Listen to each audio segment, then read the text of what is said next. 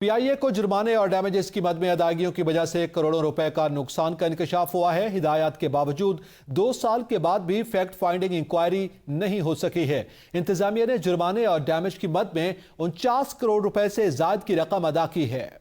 اہم خبر سے آپ کو آگاہ کر رہے ہیں کہ PIA کو جرمانے کی مد میں کروڑوں روپے کے نقصان کا انکشاف ہوا ہے اور انتظامیہ نے جرمانے کی مد میں 49 کروڑ روپے سے زائد کی رقم ادا کی ہے۔ جرمانے کی مد میں 49 کروڑ روپے سے زائد کی رقم ادا کی جا چکی ہے۔ کروڑوں روپے کے نقصان کا انکشاف آیا ہے۔ فیکٹ فائنڈنگ انکوائری بھی نہیں ہو سکی ہے اور PIA کو جرمانے کی مد میں کروڑوں روپے کے نقصان کا انکشاف سامنے آیا ہے۔ آپ کو بتا رہے ہیں PIA سے جو ایک نقصان ہوا ہے، ادارے کو ایک بڑا نقصان قرار دیا جا رہا ہے۔